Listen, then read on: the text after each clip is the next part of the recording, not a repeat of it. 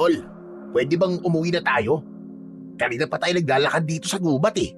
Pero kahit isang ahas, wala pa naman tayong nakikita. Bakit kasi gabi mo pa naisip na manghuli ng ahas eh? Pambihira ka talaga, oo. Malamang tulog na lahat ng ahas. Magkaroon ka naman ng respeto sa kanila. Ikaw kaya tong istorbohin habang natutulog. Hindi ba mamibwisit ka rin? Manahimik ka na nga lang, Tomas. Alam kong natatakot ka lang. Kung gusto mong umuwi, umuwi ka na. Basta, hindi ako lalabas ng gubat na to hanggat wala akong nahuhuling ahas. Ahas lang pala ang gusto mo eh. Dapat si Aling Clara na lang hinuli mo. Hindi ba inaas ni Aling Clara yung asawa ni Aling Ising? Galit na galit nga si Aling Ising kahapon eh. Halos kalbuhin niya si Aling Clara sa sabunot eh. Loko ka talaga. Ibang ahas naman yung sinasabi mo eh. Ahasan yun ng asawa. Hindi ko maibibenta ang ganong klase ng ahas kay Lolo Milan. Kung hindi ko lang talaga kailangan ng pera para pambili ng gamot ni nanay, hindi ako sasama sa isa pang uhuli ng ahas eh. Hindi ko alam kung paano mo nakakayanang magpunta rito sa gubat ng ganitong oras. Diyos ko, nakakatakot. Kinikilabutan ako eh. Pakiramdam ko lahat ng engkanto, duwende, kapre at tikbalang nakatingin sa atin, Cardo. Natatakot na talaga ako. Kapag kasi nag-iisip ka ng kung ano-ano, matatakot ka talaga. Ganun talaga ang mangyayari. Saka, Tomas, sa tagal ko nang nanguhuli ng ahas dito sa gubat, kahit dulo ng kuko ng engkanto, wala pa akong nakikita. Di sana, matagal na akong kinuha ng mga elemento kasi halos gabi-gabi ako nandito, di ba? Kung meron mang ganun sa gubat na to, paniguradong wala na ako ngayon. Ako? Kapag may kumuhang elemento sa akin, isasama na lang ako sa kaharian nila. Hindi ba ang sabi ni Lolo Milan ay puro ginto daw sa kaharian ng mga diwata at engkanto? Doon na lang ako habang buhay. Magpapakahayahay talaga ako doon. Ayoko na dito sa Earth. Puro problema na lang dito eh. Sa tingin mo ba, mapapakinabangan mo mga ginto na nandun? Walang sanglaan dun, tanga. Saka ang sarap mabuhay dito sa mundo, no?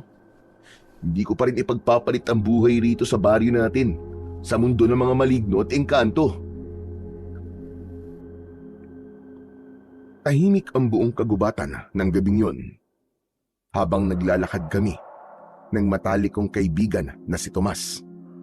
Ang panghuhuli ng iba't ibang uri ng ahas ang kabuhayan ko. Madalas ay ibinibenta ko sa palengke ang karne ng ahas o hindi naman kaya ay sa albularyo na si Lolo Milan.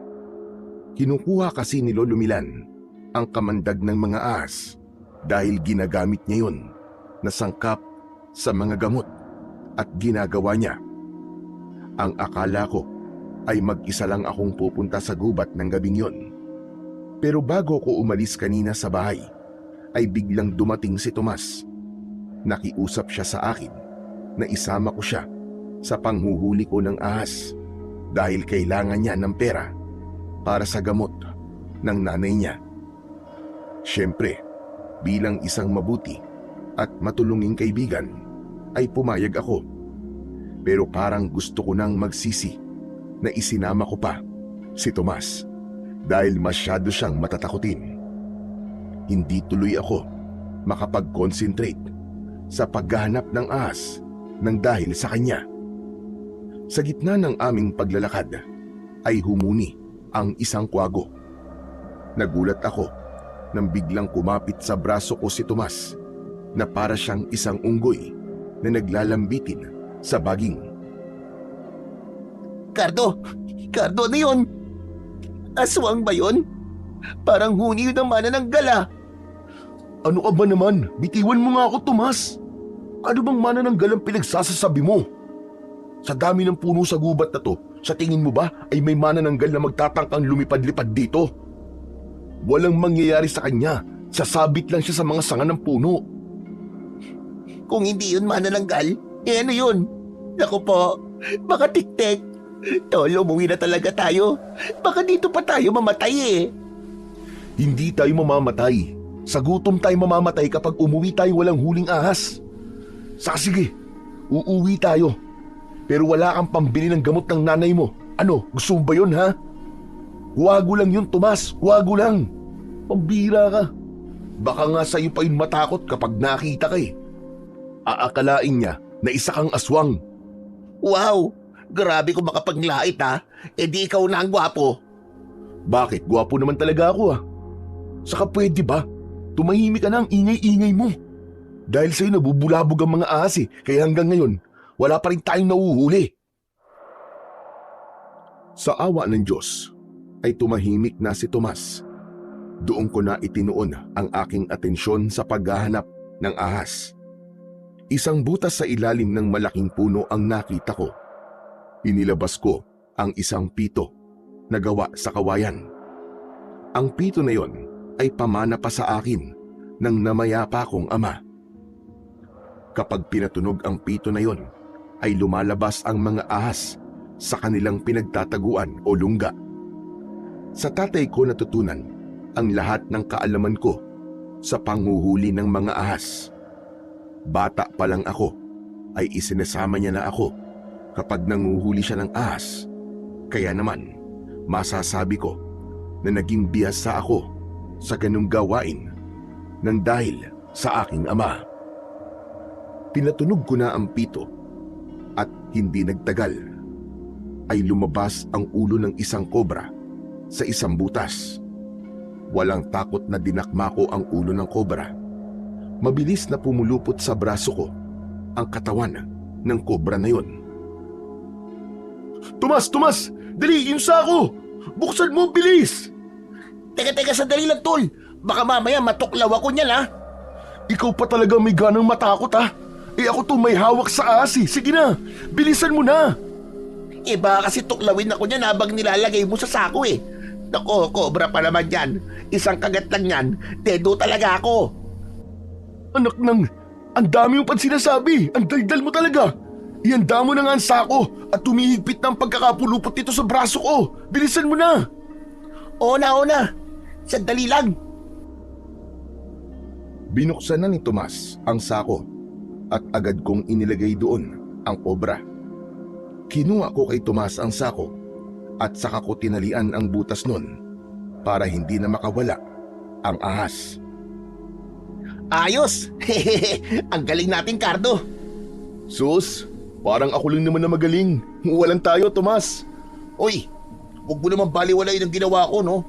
Ang hirap kayang hawakan yung sako, tapos may inilalagay kang makamandag na kobra. Oo na. Ang dami mo naman kagad sinasabi. Umalis na tayo dito para maging pera na to. Nauna na akong maglakad kay Tomas habang bitbit ko ang sako. Hindi nagtagal ay nakalabas na kami ng gubat. Dumiretso kami sa kubo ni Lolo Milan. Ako ang kumatok sa pinto at hindi nagtagal ay bumukas yun. Bumungad sa amin ang isang matandang lalaki na medyo may kaliitan at puro puti na ang buhok. Pupungas-pungas siya habang kinukusot ang isang mata. Magandang gabi po, Lolo Milan. Anong magandang gabi? Ha? Hindi mo ba alam na madaling araw na? Ha? Ay, ganun po ba? E di magandang madaling araw po pala. Ano't nangaabala ka nang natutulog ng ganitong oras? May ibibenta po kasi ako sa inyong kobre. Bagong huli po namin to sa gubat ni Tomas. Ang panagsimulang manghuli ng ahas niyang si Tomas, eh hindi ba takot yan sa bulate? Grabe naman po kayo sa akin, Lolo Milan. Minsan, hindi ko rin talaga gusto tabas ng dila nyo, no? Uy, tumigil ka na nga.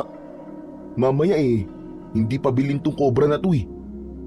Nagsasabi lang naman ako ng totoo, kaya huwag kang masaktan, Tomas.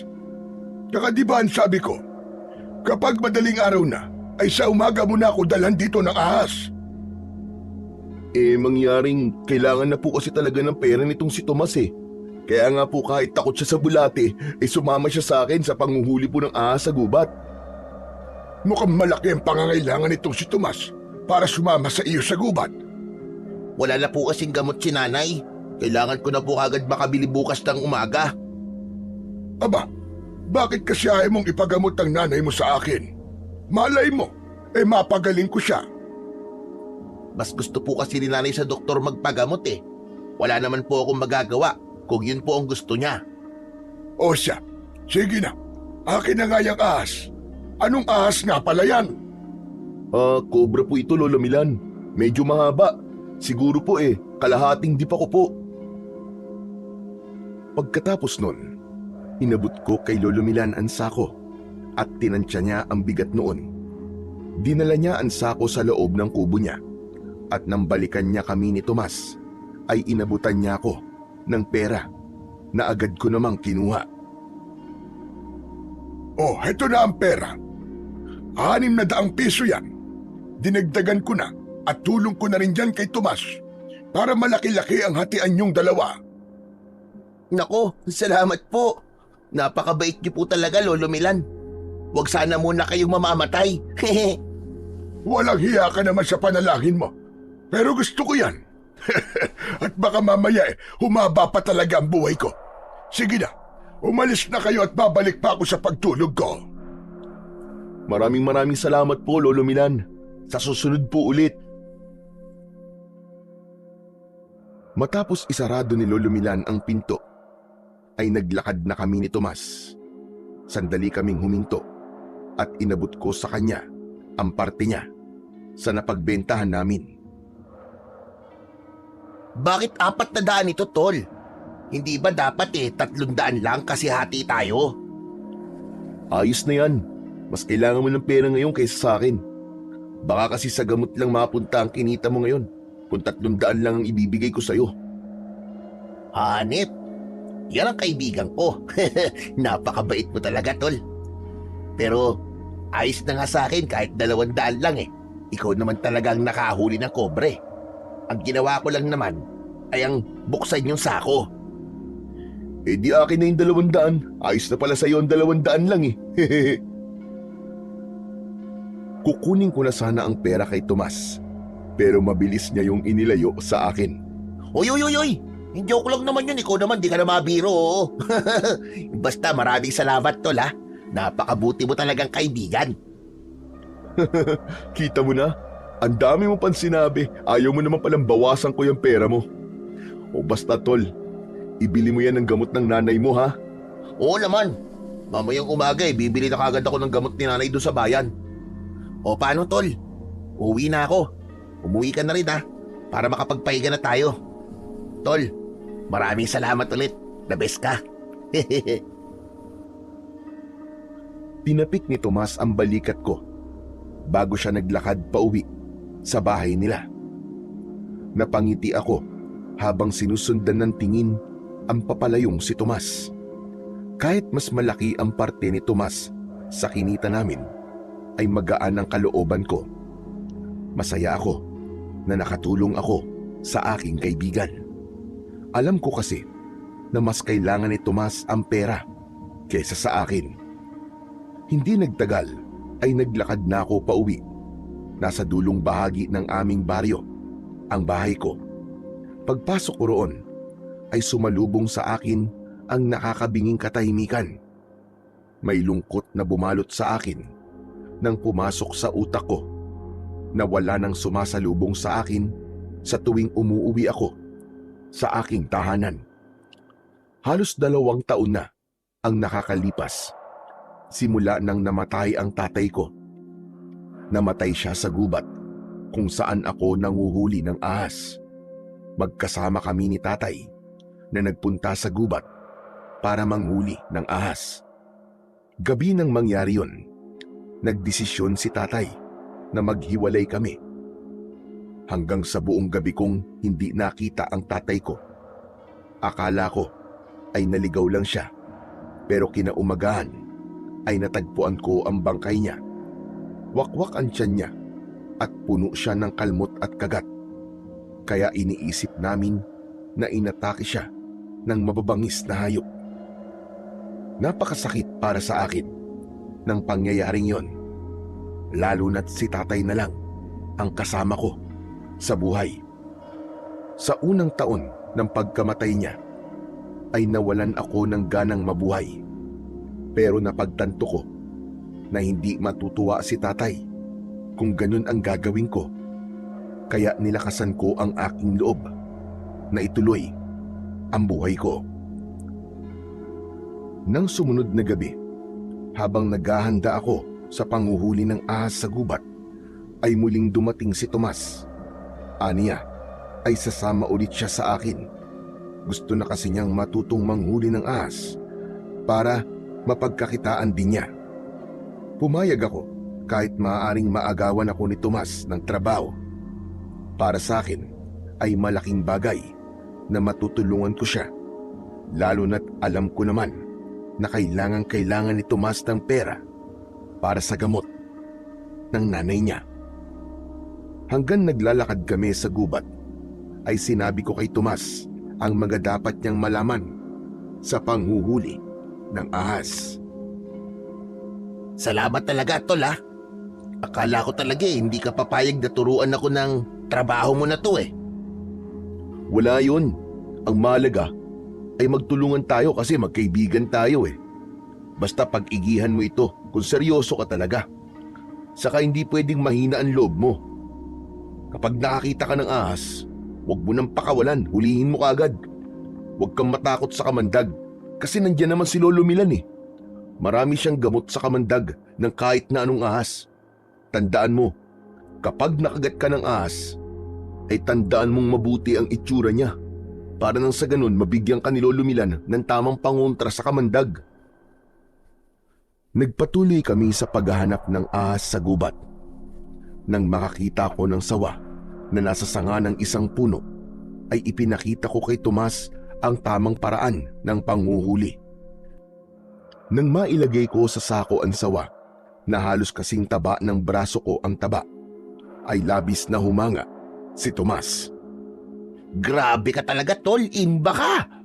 Sobrang galing mo talagang manghuli ng ahas. Para kang dumadakma ng uod lang eh. Hindi ka ba natatakot sa tuwing ginagawa mo yun? Hindi na, Tomas. Sanay na ako eh. Saka kapag kinakabahan at natatakot ka, hindi mo mahuhuli ang dapat mong hulihin. Kaya dapat alisin mo ang takot at kaba mo. Sige. Sa susunod na makakakita tayo ng ahas, pwede bang ako muna ang uhuli? Bakit? Kaya mo na ba? Oo naman, kayang-kaya ko no. Pinanood ko kasi ng maigi yung ginagawa mo eh. Huwag mong kakalimutan, sa ulo palagi ang unang hawak para hindi ka matuklaw. Kapag sa katawan o buntot mo kasi unang hinawakan, sigurado tutuklawin ka ng ahas. Ay nako, hindi mo na kailangang ipaalala pa sa akin yan. Ipapakita ko sa'yo kung gaano ko kabilis matuto. Watch me! Nagpatuloy kami ni Tomas sa paglalakad sa gubat upang maghanap ng ahas.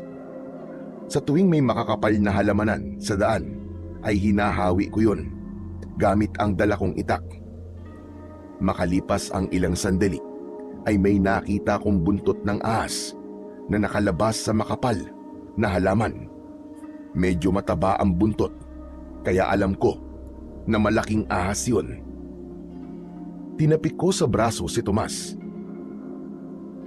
Tomas, nakikita mo ba yung buntot ng ahas?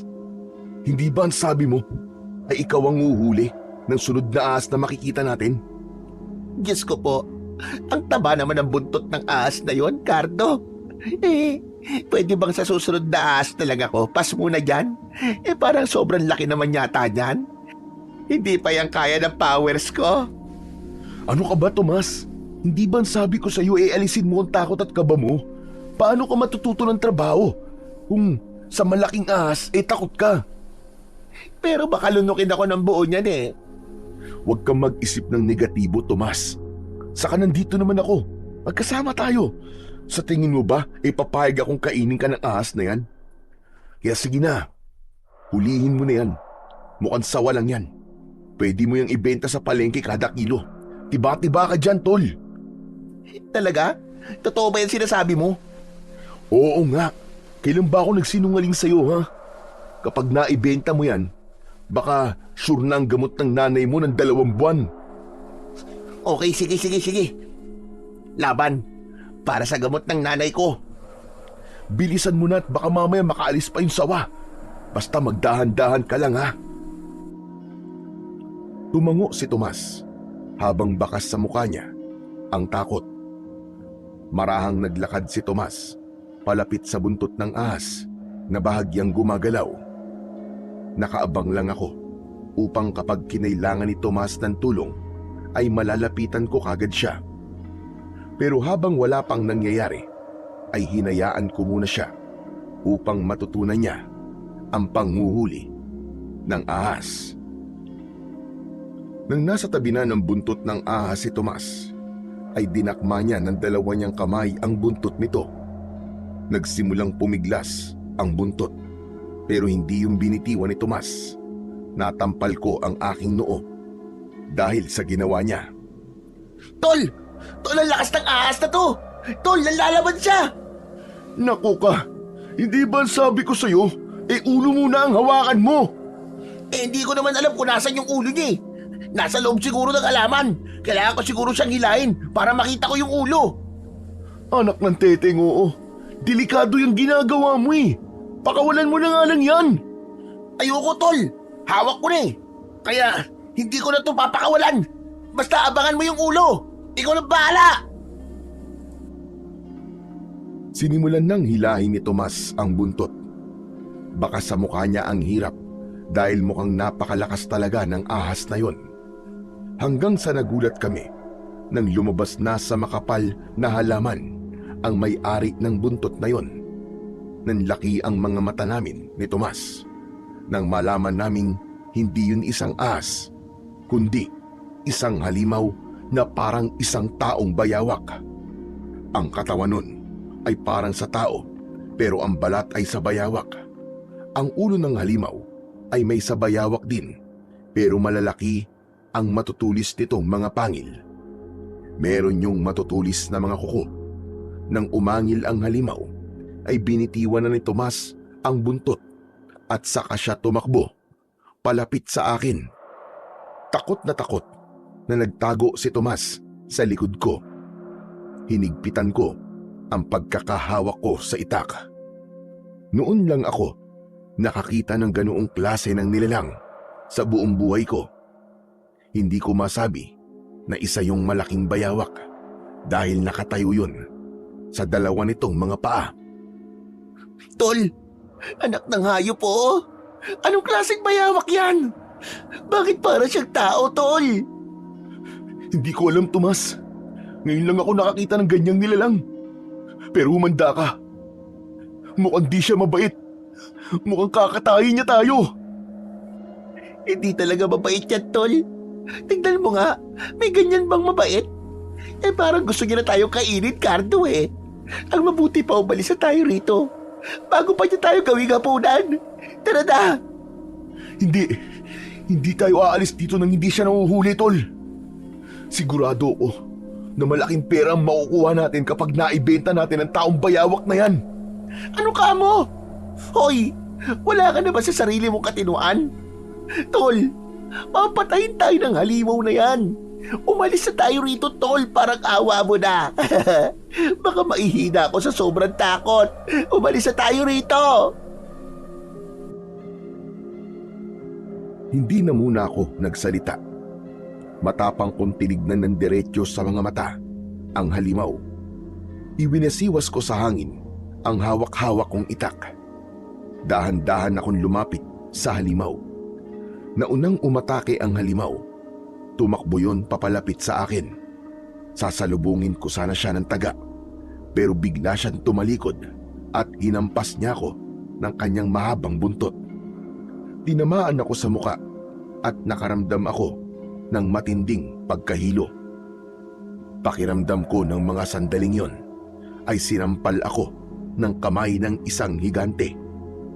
Pinilit kong magpakatatag pero biglang tumakbo ang halimaw palayo. Napakabilis niyang nakalayo hanggang sa hindi na namin siya nakita. Susundan ko sana ang halimaw pero mabilis na hinawakan ni Tomas ang braso ko. Ano ka ba, Cardo? Huwag mo na sundan yung halimaw. Pambihira ka naman, oh. Tignan mo nga nangyari sa'yo. Ang laki ng pasa mo sa mukha, oh. Para kang sinuntok ng isang boksingero. lang yung taong bayawak na yun. Ang lakas ng buntot niya. Ang mabuti pa, umalis tayo rito. Baka mamaya may mga kasama pa yun eh. Baka tawagin pa niya mga kasama niya. Tara na, umalis tayo. Pagkasabi nun ni Tomas, sinunod ko na lang siya at nagsimula na kaming maglakad palabas ng gubat. Panay ang himas ko sa aking muka dahil sa sobrang lakas ng buntot na humampas sa akin ay parang namanhid ang buo kong muka. Napagtanto ko na tama si Tomas na umalis na muna kami sa gubat dahil wala kaming ideya kung anong klase ng nilalang ang nakita namin kanina. Hindi namin alam kung ano ang kaya nung gawin. Nang nakalabas na kami ng gubat, ay doon na namin medyo binagalan ang aming paglalakad. Grabe, tol. Nakakatakot yung halimaw na nakita natin kanina. Kahit yata matulog ako, ay makikita ko sa utak ko yung itsura niya eh. Nagtataka lang talaga ako, tol. Kung ano bang klaseng halimaw yun. Sa tagal ko na nagpupunta sa gubat na yun, kanina ko lang nakita ang halimaw na yun. Hindi siya malaking bayawak. Nakita mo naman, di ba? Tao ang katawan niya, pero ang balat niya ay sa bayawak. Mabuti na lang talaga at nakaligtas tayo. Anak ng pakiramdam ko, kung sinundan mo pa yon, aba, paniguradong katapusan na natin. Tama ka. Pero bukas na tayo mag-usap, tol. Umuwi na muna tayo. Ako na ang bahalang magbenta nitong sawa sa palengke bukas ng umaga. Dadaan na lang ako sa bahay nyo para ibigay ang parte mo. Ayos? Naku, hindi mo na ako kailangan bigyan ng parte, Chong. Ikaw na lang naman ang nakahuli dyan eh. Parang masyado na akong abusado niyan. Kahit na. Kailangan pa rin kitang bigyan kahit papano. Kasi sinamahan mo naman ako eh. Okay, sige. Ikaw ang bahala. O paano, uwi na ako ah. Mag-iingat ka, tol. Naghiwalay na kami ni Tomas. At nang makarating na ako sa bahay, ay siniguro ko muna na hindi makakawala ang nahuli naming ahas ni Tomas. Nang nakahiga na ako sa papag, ay nasa isip ko pa rin yung nakakatakot na halimaw na nakita namin sa gubat. Patuloy kong inisip kung anong klase ng nilalang ang halimaw na yun. Kinabukasan ng umaga, pagkagising ko ay naghilamos lang ako at dinala ko na sa palengke ang ahas. Meron na akong mga suki na bumibili roon ng ahas, kaya mabilis ko yung naibenta. Bago ako umuwi, ay dumaan muna ako sa bahay ni na Tomas para ibigay ang parte niya sa kinita namin. Matapos magpasalamat ni Tomas, ay umalis na rin ako para magpunta sa panaderya. Habang naglalakad papunta sa panaderya, ay nakasalubong ko si Lolo Milan na may dalang isang supot ng pandesal. Aba, mukhang napatrouble ka. Kanino ka nakipag-boxing at ang laki ng pasa mo sa muka? Hindi po ako nakipag-away, Lolo Milan. Dahil po ito kagabi. Aba, bakit? Ano ba nangyari kagabi? Hindi ko na lang po ikikwento sa inyo at baka hindi naman po kayo maniwala. Bakit hindi mo muna subukang ikwento sa akin? At para malaman mo kung maniniwala ba ako o hindi.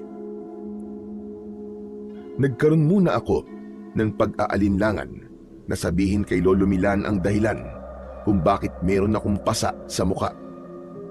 Hindi kasi ako sigurado kung maniniwala siya at baka pagtawanan niya lang ako. Pero naisip ko na alam ko ang katotohanan at wala akong dapat na ikahiya kung totoo naman ang mga sasabihin ko. Nasa gubat po kami kagabi ni Tomas. Alam niyo na po, nanguhuli po kami ng ahas. Tapos, Lolo Milan, may nakita po kaming napakalaking buntot na nakalabas po sa isang makapal na halamanan. Ang akala po namin malaking sawa. Pero nung hinila po ni Tomas yung buntot at lumabas na po yung may-ani ng buntot, hindi po pala yun ahas. Hindi ko po alam kung anong klase siyang nilalang. Basta para po siyang taong bayawak. Malaki po siya. Yung balat po niya katulad po ng sa bayawak. Pati mukha niya ay parang bayawak po. Pero ang katawan niya ay kagaya po sa ating mga tao. Abwak! Abwak ang nilalang na nakita niyo, Tomas. Ano po? Abwak? Oo, tama ka. Abwak. At huwag kang mag-alala dahil naniniwala ako sa sinabi mo sa akin. Naku, maraming salamat po, Lolo Milan. At naniniwala po kayo sa akin. Pero ano po ba ang abwak? Ngayon ko lang po narinig na may ganyan pong nilalang ah.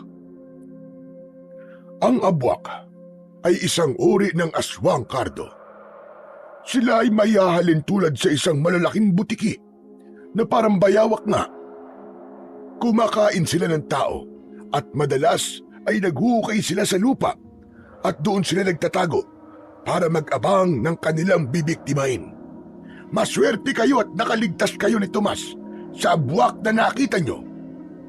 Diyos ko, hindi ko po akalain na isang aswang pong nakita namin na yun ni Tomas. Ang akala ko po isa yung halimaw o kung anong hayop sa gubat.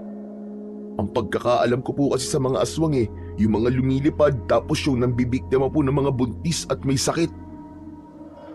Alam mo, Cardo, maraming klase ang mga aswang. Kung iisa-isahin ko silang lahat, ay baka abutin tayo rito ng siyam-siyam. Alam kong maaaring maging masakit para sa'yo ang sasabihin ko. Pero noon pa man ay may hinala na ako na isang aswang ang pumatay sa ama mo. Ayoko nga lang magsalita noon dahil alam kong hindi naniniwala sa aswang ang karamihan sa mga tao dito sa baryo natin. Tsaka baka isipin nila na isa akong baliw, nawawala na sa katinuan. Hindi nga lang ako makapaniwala na isang abwak pala ang aswang na naroroon sa gubat. Sandali akong natigilan sa sinabing yon ni Lolo Milan. Parang biglang bumukas ang sugat ko na matagal nang gumaling. Bumalik sa alaala ko ang itsura ng bangkay ng tatay ko nang nakita ko siya sa loob ng gubat. Nanginig ang katawan ko at nangilid ang aking luha. Cardo, pasensya ka na sa sinabi ko. Kalimutan mo na labang yon. Hindi rin naman ako sigurado sa bagay na yon dahil pwede ring mabangis na hayop talaga ang dahilan ng pagkasawi ng tatay mo. Hindi ko intensyon na gawin kang malungkot ngayong araw. Pero may punto po ang sinabi niyo Maaaring noon pa man ay may adbok na sa gubat at hindi natin yun alam. Malaki talaga ang posibilidad na abwak po ang pumatay kay tatay. Grabe sa itsura po ng halimaw na yun. Hindi malabong kayang-kaya niyang pumatay ng isang tao sa napakabrutal na paraan. Lolo Milan, alam mo ba kung paano patayin ng isang abwak? Hay nako, ito na nga ba't sinasabi ko? Dapat ay hindi ko na yun sinabi sa iyo. Bakit ba hindi ko naisip na magkakaroon ka ng kagustuhan na patayin ang abwak? Hindi po ba yun ang tama akong gawin? Ang ipaghiganti ang pagkamatay ni tatay?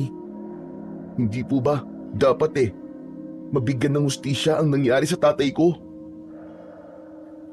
Hindi mo ko naiintindihan. Para sa iyong kaalaman, mabangis na klase ang aswang na mga abwak. Hindi sila nakakaramdam ng awa dahil ang tanging nasa utak nila ay ang pumatay at kumain ng mga tao. Isa pa, hindi natin alam kung isa lang o maraming abwak ang naroroon sa gubat. Paano kung marami sila? Sa tingin mo ba ay kaya mo silang labanan kung mag-isa ka lang? Wala po akong pakialam, Lolo Milan. Kahit isa o 100 ng abwak na kailangan kong labanan at harapin. Ang gusto ko po ay ang mabigyan po ng hustisya ang nangyari sa tatay ko. Kung kayo po nasa posisyon ko, sigurado po ako na parehas po tayo ng gagawin. Tama ka naman, Cardo. Ganyan nga rin ang ginawa ko noon. Para sa kaalaman mo, pinatay ng isang aswang ang nanay ko sa baryo kung saan ako nanggaling. Ginusto kong ipaghiganti ang pagkamatay niya at nilabanan ko ang aswang. Pero tignan mong nangyari sa akin.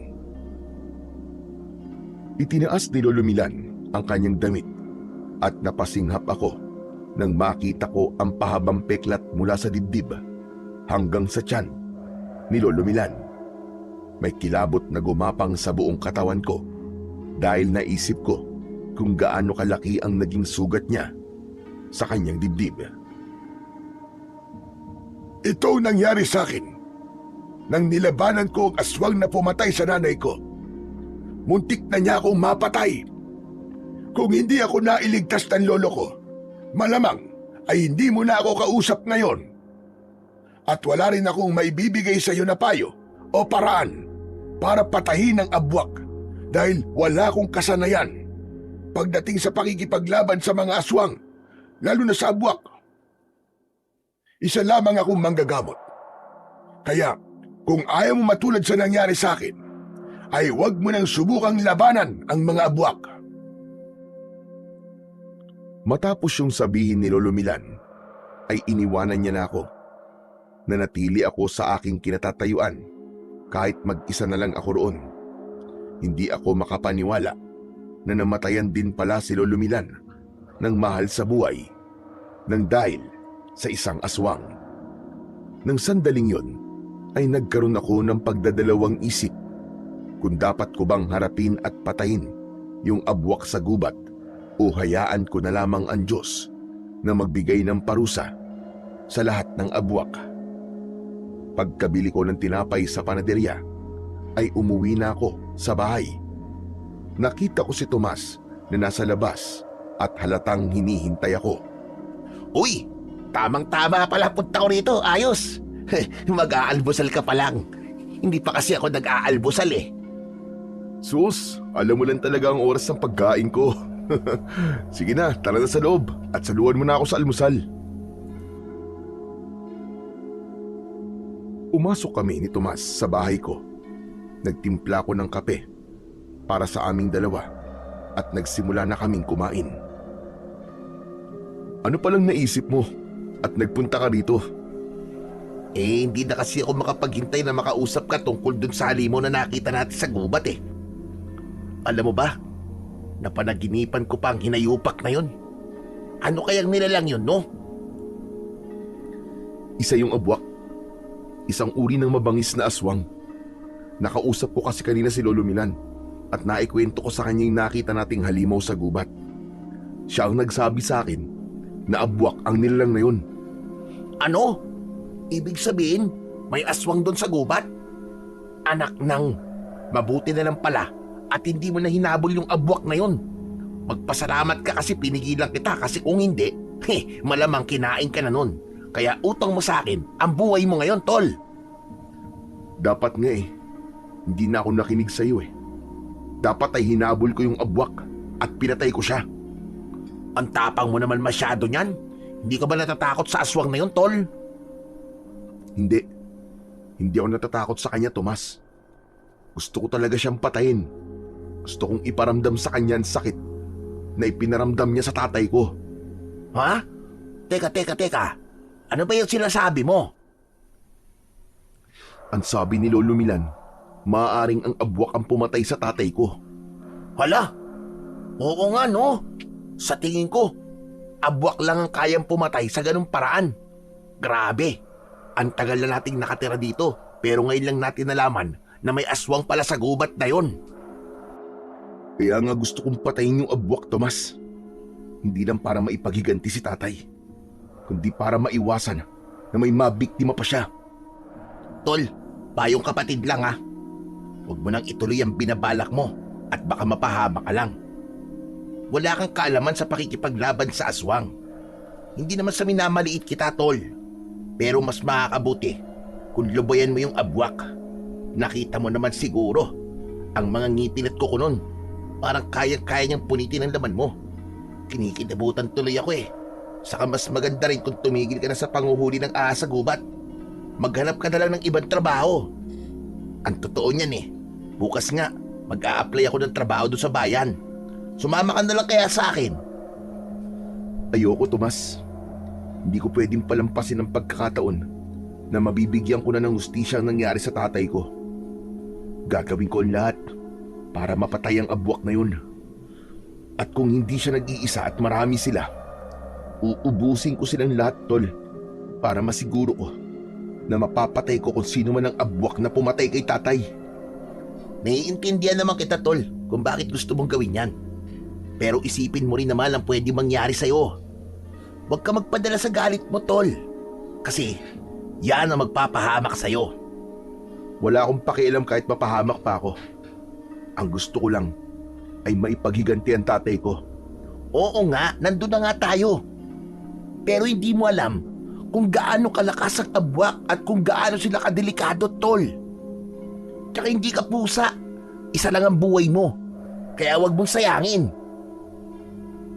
Wala akong pakialam sa kung anong mangyayari sa akin. Kahit mamatay ako, ay wala akong pakialam.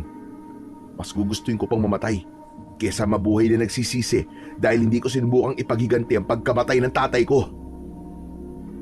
Anak ng, makinig ka naman sa akin, Tol, oh. Kahit ngayon lang. Kahit anong sabihin mo, Tomas, hindi mo na ako mapipigilan. Pero, Tol, Huwag mo nang subukan na pigilan ako, Tomas. okay. Kung yan ang gusto mo at nakapagpasya ka na, bahala ka sa buhay mo. Sa bagay, buhay mo naman yan eh. Basta, kapag may nangyaring masama sa'yo, huwag mong sasabihin na hindi kita binalaan ha, na hindi kita pinigilan. Hindi na ako nagsalita pa at itinuon ko ang aking atensyon sa pagkain. Pero tumatakbo na sa utak ko ng sandaling yon kung paano ko papatayin ang abwak. Ang tanging nasa utak ko ay ang bigyan ng hustisya ang pagkamatay ng tatay ko at wala na akong pakialam kahit ikakapahama ko yun. Masakit sa akin na walang nananagot sa nangyari sa tatay ko dahil inisip naming lahat na mabangis na hayop lamang ang pumatay sa kanya. Kaya nang malaman kong isang aswang ang responsable sa pagkawala ni tatay, ay gusto ko na kagad kunin ang pagkakataon na yon para mawala na ang bigat sa dibdib na matagal ko nang dinadala. Nang umalis na si Tomas, ay kinuha ko ang aking itak. Sinimulan ko yung hasain at patalimin. Yun ang gagamitin kong sandata sa paghaharap namin ng abwak. Nang masiguro ko na matalim na ang itak, ay saka ako nagsanay sa pakikipaglaban. Kahit ang totoo ay hindi ko alam ang aking ginagawa. Isang puno ng saging na nasa likod ng bahay ko ang ginamit ko. Inisip ko na yun ang abwak na kailangan kong patayin. Pinagtataga ko ang puno ng saging at pinaulanan ng saksak hanggang sa tuluyan na yung nabuwal. Habol ko ang aking paghinga. Dama ko ang labis na galit na bumalot sa akin. Wala nang atrasan ito. Mamayang gabi ay tutugisin at papatayin ko ng walang yang abwak na yun. Pagsapit ng dilim ay mag-isa kong nagtungo sa gubat, dala ang itak at lampara. Wala ako roon para manghuli ng ahas, gaya ng palagi kong ginagawa.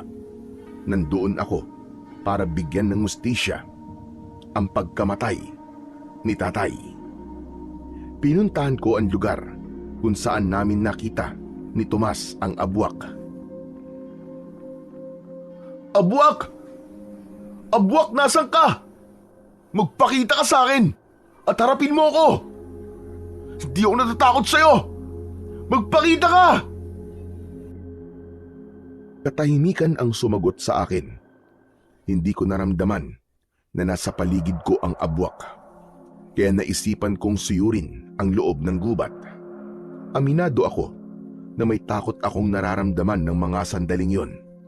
Pero mas matindi ang kagustuhan kong labanan at puksain ang abwak. Makalipas ang halos 1 oras, ay bigo pa rin akong makita ang aking hinahanap. Sandali akong huminto sa ilalim ng isang puno ng balete at luminga ako sa paligid. Nasaan na kaya ang abwak na yun? Alam niya kaya na paparating ako? Kaya naman nagtatago siya? Magpapatuloy na sana ako sa paglalakad nang may naramdaman akong gumagalaw sa itaas ng puno ng balete. Tumingala ako at bahagya kong itinaas ang lampara upang makita ko kung ano yung gumagalaw. Nanlaki ang mga mata ko nang may nakita akong kakaibang ahas na mabagal na gumagapang sa sanga ng puno. Kakaiba yun dahil kulay puti ang ahas. Sa tansya ko ay isang dipa. Ang haba nun. Hindi yun ganun kataba. Siguro ay 3 daliri ko lamang ang taba ng katawan ng ahas. Teka, anong klaseng ahas kaya yun? Sa tagal ko na nanguhuli ng ahas, ay ngayon ko lang nalaman na meron palang kulay puting ahas. Paniguradong malaki ang kikitain ko kapag nahuli kita. Isinantabi ko muna ang paghahanap sa abwak at napunta ang atensyon ko sa puting ahas. Ibinaba ko ang lampara at itak. Maingat kong inakyat ang puno ng balete at siniguro ko na matibay ang mga sanga na hinahawakan at tinatapakan ko. Nang nasa sanga na ako kung saan naroon ang ahas, ay yumuko ako at pinlit kong abutin ang buntot ng ahas, pero agad akong natigilan. Teka, mali ito ah. Delikado kapag sa buntot ko siya uhulihin dahil siguradong tutuklawin niya ako. Pero paano ko naman siya madadakma sa ulo? Ang layo ng ulo niya sa akin. Naisipan ko na kunin ang atensyon ng ahas para humarap yun sa akin. Doon ko na hinawakan ang buntot ng ahas at mabilis yung pumihit paharap sa akin. Nagulat ako nang biglang umatake ang ahas sa akin. Lumipad yun at tinuklaw ako sa leeg. Naramdaman ko ang pagpasok ng kamandag sa katawan ko. Nataranta ako at nakabitaw ako sa pagkakahawak sa sanga na naging dahilan para mahulog ako. Malakas akong bumagsak sa lupa at unang tumama ang likod ko. Tatayo sana ako pero hindi ko maigalaw ang kahit na anong parte ng katawan ko. Nakita ko ang puting ahas na nagliwanag at biglang nawala. Hindi ko na nagawang isipin kung paano yun nangyari dahil naramdaman ko ang labis na pananakit ng kagat ng ahas.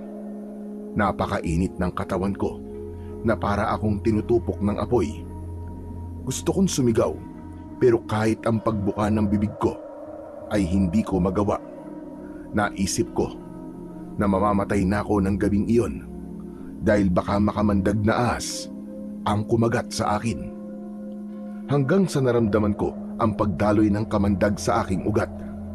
Naglalaway na ako at nanginginig ang katawan. Hindi nagtagal ay nagdilim ang paligid at tuluyan na akong nawalan ng malay. Ang buong akala ko ay yun na talaga ang aking katapusan. Kaya laking pasasalamat ko sa Diyos nang magising ako na nakahiga sa papag ng aking kubo. Umaga na ng oras na yun. Agad kong nakita ang kaibigan kong si Tomas na nakaupo habang natutulog sa isang sulok. Kinapa ko ang sugat ko sa leeg at nagtaka ko dahil wala na akong sakit na nararamdaman. Tomas! Hoy, Tomas! Tomas, gising! Oh, ay, Cardo! Naku, Diyos ko, salamat naman at nagising ka na. Sandali lang, tatawagin ko lang si Lolo Milan. Nasa labas lang siya. Diyan ka lang, Cardo, sandali lang ha. Nagmamadaling tumakbo si Tomas palabas. Tumayo ako at humarap ako sa salaming nakasabit sa dingding. Tinignan ko ang tuklaw ng ahas sa leeg ko at mas lalo akong nagtaka dahil tuyo na kagad yun. Bakit parang ang bilis yatang gumaling ng sugat ko? Sandali, hindi kaya ilang araw na akong walang malay? Hindi nagtagal ay pumasok na si Lolo Milan at kasunod niya si Tomas. Kumusta ng pakiramdam mo, Cardo?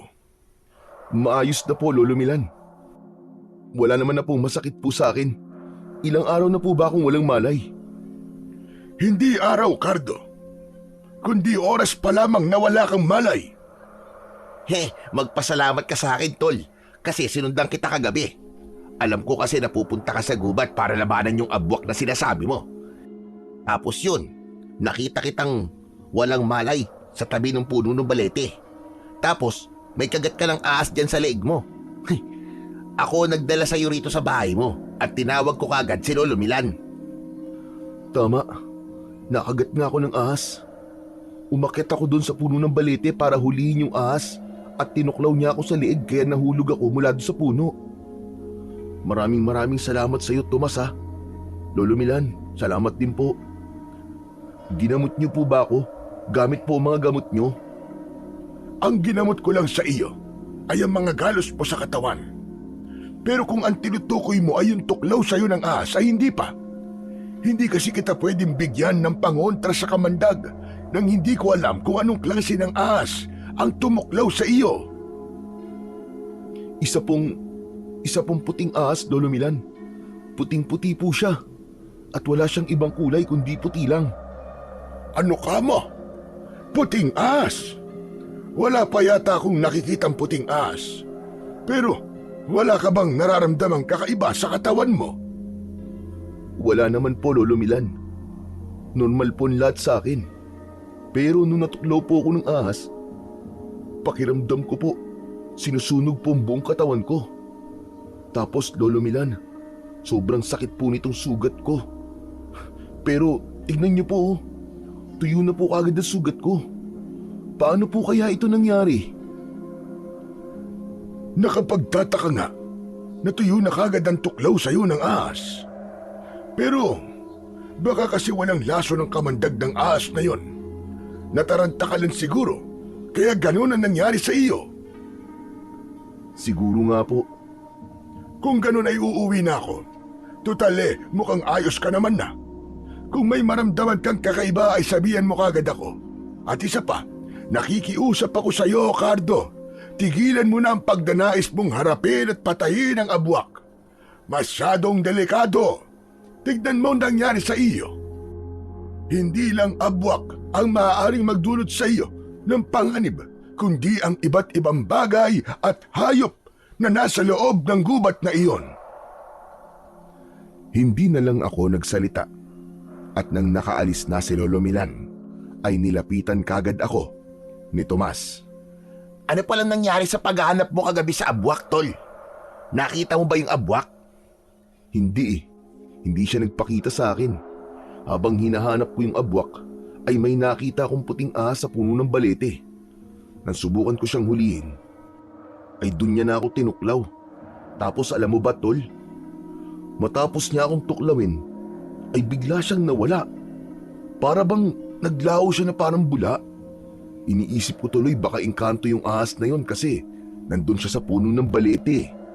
Hindi ba ang sabi-sabi ng matatanda ay tirahan daw ng mga elemento ang puno ng balete? Talagang pinaghinalaan mo pang engkanto yung ahas, ha? Malamang nagdidelirio ka ng mga oras na yon kaya inakala mo na nawala siya. Baka ganun ang epekto ng kamandag ng ahas na yon.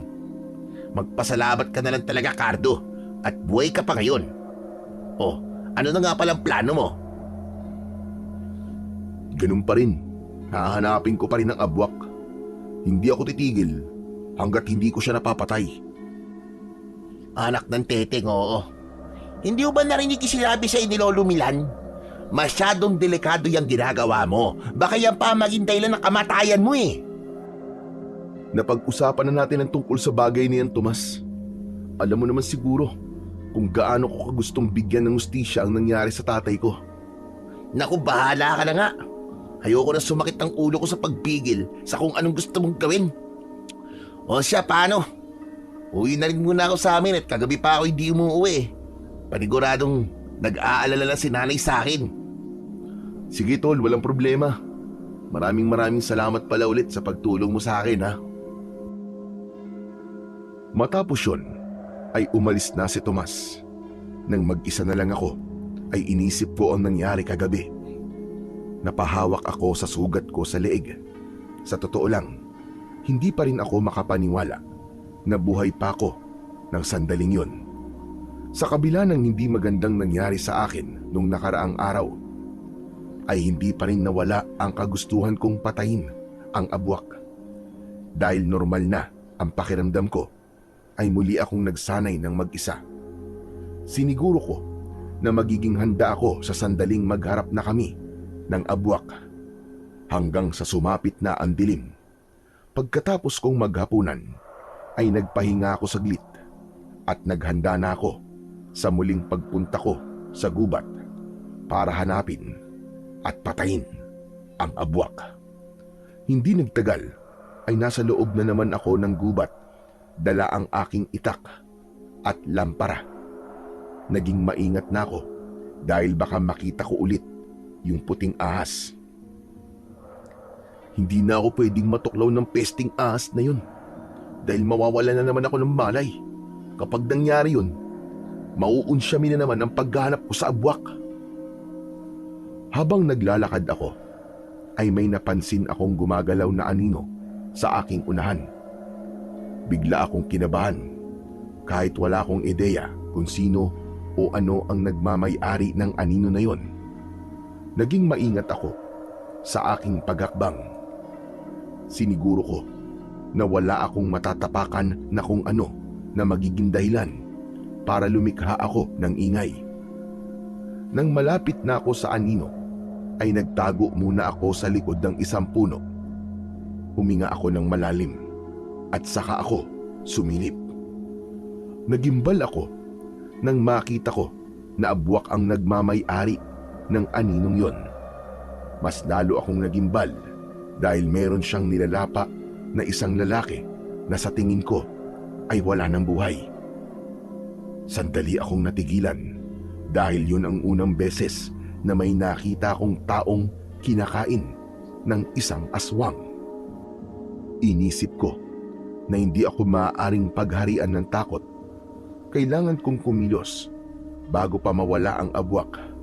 Kaya kahit hindi ako sigurado sa sasapitin ko sa gabing yon, ay lumabas ako sa aking pinagtataguan at walang babala kong sinugod ang abwak. Bago pa man ako makalapit sa abwak, ay nakita niya na ako. Galit na galit siyang umangil sa akin. Sinalubong niya ako habang nakaumang ang matutulis niyang mga kuko. Dahil sa wala akong kasanayan sa pakikipaglaban, ay hindi ko nagawang iwasan ang kuko ng abwak. Bumaon yun sa dibdib ko at lumikha yun ng mahabang sugat. Sandali akong lumayo sa abwak. Ramdam na ramdam ko ang hapdi ng aking sugat sa dibdib. Hindi ako natatakot sa'yo. Ikaw ang pumatay sa tatay ko. Kaya kailangan mo magbayad. Sisiguraduhin ko na mapapatay kita ngayong gabi. Muling umatake ang abwak. Hindi ako umalis sa aking kinatatayuan at inihanda ko ang sarili ko. Nang malapit na ang abwak, ay bigla niya akong sinunggaban. Sa bilis ng galaw niya, ay hindi ko man lang nagawang iangat ang aking itak. Natumba ako at pumaibabaw ang abwak sa akin. Tatagain ko sana siya, pero mabilis niyang nahawakan ang aking magkabilaang braso. Hindi maaari. Hindi mo ako mapapatay. Hindi ako papayag. Humanda ka sa akin. Kapag nakawala ako dito, tatagtarin kita ng pinong-pinong hayop ka. Nagpumiglas ako sa kagustuhan kong makawala, pero walang laban ang lakas ko sa lakas ng halimaw na abwak. Hanggang sa unti-unting lumapit ang nakanganganyang bibig sa akin. Tumulo ang malapot na laway ng abwak sa mukha ko. Hayop ka! Nakakadiri ka! Ang baho ng laway mo! Masahol pa sa imbornal! Naisip kong gantian ng abwak sa paraang alam ko. Mabilis akong nag-ipon ng laway sa loob ng aking bibig at saka ko yun idinura sa muka ng abwak. Tumama ang laway ko sa gilid ng pisngi ng abwak. Ngumisi ang abwak at nakakaloko nitong dinilaan ang laway ko gamit ang mahaba nitong dila. Napangiwi ako sa ginawa ng abwak. Ngunit nagtaka ko nang biglang tumirik ang mga mata ng abwak. Tumayo siya at naglakad, pero kapansin-pansin na nahihirapan siyang humakbang hanggang sa bumagsak siya at nangisay ang katawan niya habang bumubula ang bibig. Makalipas ang ilang segundo ay huminto na sa paggalaw ang abwak. May pag-aalinlangan ko siyang nilapitan. Sinipa ko ang tagiliran niya pero hindi na siya gumalaw. Yumukod ako at tinignan ko siya ng mabuti. Anak ng... anong nangyari? Bakit bigla siyang namatay? Hindi kaya nalason siya sa laway ko? Nandilaan niya kasi yung laway ko ay bigla na lang siyang nangisay. Kung ganun, may lason ng laway ko. Pero, paano nangyari yun? Naguguluhan akong napaatras. Nagulat ako nang bumangga ang likod ko sa isang tao. Mabilis akong humarap at aatakihin ko sana ang taong yun gamit ang itak. Pero natigilan ako nang malaman na si Tomas yun. Tol! Teka, ako to! Huwag mo naman akong tatagain, pambihira ka, oo. Magkaibigan tayo. Kala ko kung sino. Tomas naman, nakakagulat ka. Bakit ka kasi bigla-bigla na lamang lumilitaw? Sinundan kasi kita. Tapos, nakita ko na pinatay mo yung abwak. Pwede bang ibaba mo na yung itak mo? Pambihira ka, kinikilabutan ako sa'yo eh. Ay, sorry. Pasensya ka na, tol. Akala ko kasi abwak ka eh. Wow ha? Excuse me. Itong itsurang to, pagkakamala mong abwak? Diyos ko. Uy, teka. Kanino bang kayon? Yan yung naabutan ko nilalapa ng abwak kanina. Sayang nga kasi, hindi ko na siya nagawang iligtas eh. Patay na siya nang dumating ako eh. Kawawa naman siya, Cardo. Talaga palang napakabangis ng mga abwak. Pero tol, grabe kang galing mo. Biruin mo, napatay mo yung abwak. Anong ginawa mo? Paano mo siya napatay? Alam mo, Tomas, sa totoo lang, hindi ko rin talaga alam eh. Tignan mo yung abwak. Masasabi mo agad na namatay siya dahil sa pagkakalason. Alam mo, Chong, sa tingin ko, namatay siya kasi nalason siya sa laway ko. Ano ka mo? Aba, paano naman mangyayari yun? Ano ka, ahas? Sinasabi mo bang may kamandag o laso ng laway mo? Ganun ba, ha, Chong? Natigilan ako sa sinabing yun ni Tomas. Naalala ko ang pagkagat ng puting ahas sa akin. Tol, mukhang alam ko na kung bakit nagkaroon ng lason o kamandag ang laway ko. Sigurado ko, dahil dun sa puting ahas na tumuklaw sa akin. Siguro isa siyang engkanto o kung anumang elemento. Tapos nung tuklawin niya ako, ay nagkaroon ako ng kakaibang kakayahan o kaya ay kapangyarihan. Tapos, ang susunod na mangyayari sa'yo, lilipad ka na. Piling mo ba superhero ka na niyan? Hoy, tol. Napaka-imposible naman yung sinasabi mo, pambihira ka. Siguro, may ibang dahilan kung bakit namatay yung abwak na yan. Malay mo. Aba, may sakit pala siya sa puso. Tapos bigla siyang inatake. Ikaw talaga puro ka namang kalokohan eh. Ako pa ang puro kalokohan sa mga sinasabi mong yan, ha? Ikaw to nagsasabi ng mga bagay na ang hirap paniwalaan. Alam kong mahirap paniwalaan, Tomas. Kahit ako naguguluhan din dahil ngayon ko lang to nadiskubre. Pero kailangan kong patunayan to sa'yo para maniwala ka. Sandali lang. Naglakad-lakad ako hanggang sa may nakita kong mga langgam sa isang puno. O ito, tignan mo, Tomas ha. Duduraan ko ang mga langgam. Dinuraan ko nga ang mga langgam. Nang binalot ng laway ko ang mga langgam, ay namatay kagad sila. O ano, nakita mo na? Namatay kagad yung mga langgam oh. May lason talaga ang laway ko, tol. Pero, pwede rin namang namatay sila kasi nalunod sila sa laway mo. Ano kaya kung sa'yo ko subukan? Ngumanga ka tapos duduraan kita sa loob ng bibig mo. Iyak, kadiri ka naman, tol. Ang balahura mo naman. Ay sa bagay, hindi ko pwedeng gawin yun sa'yo kasi mamamatay ka panigurado. Diyos ko, ano po ba nangyayari sa kaibigan ko? Nakapatay lang siya ng abwak para na po siyang nababaliw. Uy, ano ka ba? Hindi ako nababaliw, Tomas, no? Sige nga, paano may papaliwanag na bigla na lang namatay yung abwak pagkatapos ng dilaan yung laway ko? Aba malay ko, basta nakita ko lang na sinunggabang ka ng aswang.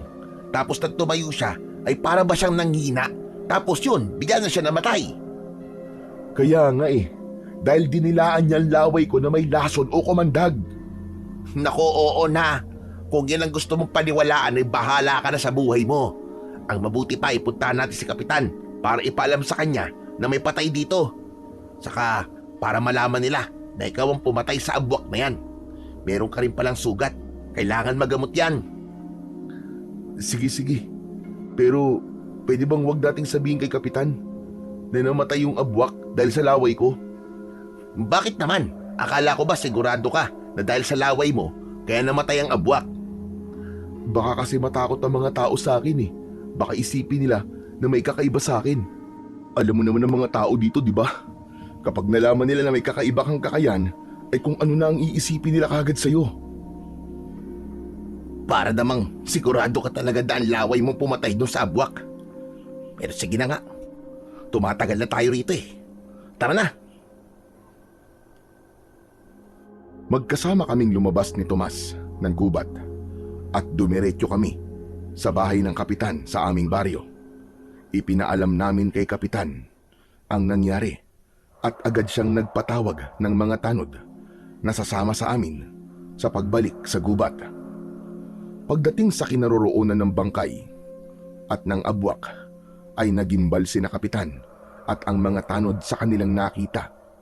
Hindi sila makapaniwala, lalo na sa abwak na walang buhay.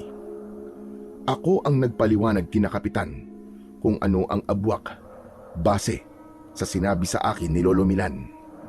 Nalaman din namin na ang naging biktima ng abwak ay nakatira pala sa ibang baryo. Kinabukasan ay mabilis na kumalat sa baryo namin ang pangyayaring yon. Marami ang hindi makapaniwala na may aswang pala na nagtatago sa gubat sa baryo namin. May ilan din na humanga sa akin dahil nagawa kong patayin ang abwak. Pero sa kabila ng lahat, patuloy pa rin akong nagtataka kung tama ba ang hinala ko na ang laway ko ang dahilan kung bakit namatay ang abwak. Isang umaga, bumisita si Lolo Milan sa bahay ko habang nagsisibak ako ng kahoy. Nakarating na sa akin na nakapatay ka raw ng abwak. Totoo po yun, Lolo. Napakasaya ko po kasi sa wakas ay naipaghiganti ko po ang nangyari sa tatay ko. Magaan na po ang pakiramdam ko ngayon dahil alam kong nakuha na po ni tatay ang hustisya na nararapat po para sa kanya. Masaya rin ako na nagtagumpay ka sa gusto mong mangyari, Cardo. Pasensya ka na kung pinigilan kita nung una. Nag-alala lang talaga ako sa pwedeng mangyari sa iyo. Pero pinahanga mo ko. Sa totoo lang, Cardo, hindi ko akalain na magagawa mong patayin ang abwak. Gusto ko sanang malaman kung paano mo yun nagawa. Lolo Milan, hindi ko po alam kung maniniwala po kayo sa akin Pero sa tingin ko po, ay namatay yung abwak dahil sa laway ko. Dinuraan ko po kasi siya sa muka, tapos dinilaan niya po yung laway ko. Pagkatapos po nun, para po bang nalason siya? Sandali, tama ba narinig ko? Nalason sa laway mo yung abwak? Yun nga po ang nakita ko. Pero hindi po ako sigurado, Lolo Milan. Pero kung totoo yan sinabi mo, paano namang nalason ang abwak sa laway mo? Anong meron sa laway mo? Ang hinala ko po kasi ay may kinalaman po yung puting ahas na kumagat sa akin. Sa tingin ko po, Lolo Milan, may wagang ahas yun. Baka po engkanto yun o kung anong elemento. Baka po nang kagatin niya ako ay may naipasya sa akin na kapangyarihan. Siguro po, nakuha ko po ang isa sa mga kakayahan ng ahas at yun po yung pagkakaroon ng makamandag na laway. Sandaling natahimik si Lolo Milan. Alam kong pinag-iisipan niya ang mga sinabi ko. Kung totoo yan sinabi mo, ibig sabihin ay maaari mong magamit ang kakayahan mo na yan para makipaglaban sa iba pang mga aswang. Wala na po akong balak makipaglaban pa sa mga aswang, Lolo Milan. Okay na po ako na napatay ko po yung abwak na pumatay po sa tatay ko. Hindi natin alam kung ilan ang abwak na nasa gubat o kung ano pang mga aswang ang naroon. Pero ang importante sa ngayon ay nagawa mo ng ipaghiganti ang tatay mo. At sana, masiguro mo kung totoo nga ba ang kakayahan mo na yan. Tumango ako kay Lolo Milan. Matapos ang aming pag-uusap ay nagpaalam na siya sa akin. Nang mag-isa na ulit ako, ay nag-isip ako ng paraan kung paano ko mapapatunayan kung totoo nga bang may kamandag ang aking laway. Nasa gitna ako ng pag-iisip nang si Tomas naman ang dumating. May dala siyang sako na wala kong ideya kung ano ang laman. Ipinakita sa akin ni Tomas ang laman ng sako at nagulat ako nang malaman na meron doon 2 itim na daga. Oh, bakit may mga dala kang daga? Pambihira ka. Huwag mo sabihin na daga na ang mga hinuhuli mo ngayon kasi takot ka sa ahas, tol. Walang bibili niyan sa'yo. Peste ang mga yan eh. Ano ka ba lamang, Cardo? Ito ang gagamitin natin para malaman natin kung totoo nga na may kamandagan laway mo. Hindi ko gusto yung naiisip mo, ha? Alam kong gusto mong duruan ko yung mga daga. Nakakaawa naman ng mga yan. May buhay din ang 2 yan, tol. Ano ka ba naman? Talagang nakokonsensya ka pa? Nakapatay ka na nga ng abwak. Dapat lang naman kasi sa mga abwak yun eh. Kasi taong pinapatay nila. Pero wisyo tong mga daga sa bahay namin kaya hinuli ko. Galit na galit si nanay sa mga to kasi nga ninangat-ngat ng mga ito ang damit namin. Kaya sige na, tol. Duraan mo na tong mga daga para malaman natin kung totoo nga yung kapangyarihan mo. Sige na nga, para matahimik ka na saka para mapatunayan ko na tama nga sinasabi ko sa iyo kung bakit nagawa kong patayin yung abwak. Sinilip ko ang 2 daga na nasa sako. May konting konsensya akong naramdaman dahil wala naman silang ginawang masama sa akin para patayin ko sila. Pero alam kong yun ang isa sa mga paraan para malaman ko kung totoo nga ba ang sinasabi ko kay Tomas na may kamandag ang laway ko. Nag-ipon ako ng laway sa loob ng bibig ko at malakas ko yung idinura sa mga daga. Nang lumapat sa mukha ng isang daga ang laway ko, ay agad siyang namatay. Ang isa naman ay dinilaan ang mukha ng namatay na daga at sunod yung namatay. Namamanghang nagkatinginan kami ni Tomas. Totoo nga, tol. Totoo nga. May kamandag ang laway mo. Sabi ko naman kasi sa iyo, Tomas eh. Siguro naman naniniwala ka na sa akin ngayon. Ang hirap naman kasi talagang paniwalaan eh. Pero ngayon, naniniwala na talaga ako. Kung ganun, maaaring totoo rin ang sinabi mo na dahil sa puting ahas, kaya ka nagkaroon ng ganyang kakayahan. Yung puting ahas na yun lang talaga ang naiisip kong dahilan kung bakit ako nagkakaganito, Tomas. Simula kasi nung tuklawin niya ako, ay saka lang naman ako nagkaganito eh. Grabe, ang astig mo na, tol. Biruin mo, ikaw lang ang taong kilala ko na may kamandag ng ahas. Magagamit mo yan sa iba pang bagay. Ano kaya kung bumuo tayo ng palabas? Yung ikaw ang papanoorin ng mga tao tapos duduraan mo mga daga para makita ng mga tao na may kamandag ka. Nako, kikita tayo ng malaki kapag pumayag ka, Chong. Loko ka. Ginawa mo pa akong atraksyon sa perya. Pero seryoso na, Tomas. Alam ko na may dahilan kaya ako nagkaroon ng ganitong kakayahan. At yun ay upang ipagiganti ang tatay ko. Nagawa ko ng patayin ng abwak. Kaya wala na akong dahilan para gamitin pa ito. Ikaw ang bahala, Cardo. Ikaw pa rin ang masusunod kasi katawan mo yan eh. Ako naman nagsasuggest lang ng pwede nating pagkakitaan. Kung ayaw mo, wala naman ako magagawa. Hindi kita pipilitin. Natawa ako sa ideyang yun ni Tomas. Ngunit sa loob-loob ko ay labis akong namangha dahil napatunayan ko na totoong may kamandagdang ahas ang aking laway. At yun talaga ang kumitil sa buhay ng abwak na nakaharap ko nung nakaraang gabi. Lumipas ang mga araw at naging normal naman ang buhay ko. Nagpatuloy ako sa panghuhuli ng mga ahas sa gubat upang pagkakitaan, habang si Tomas ay nagkaroon na ng trabaho sa bayan, kaya hindi na siya sumasama sa akin.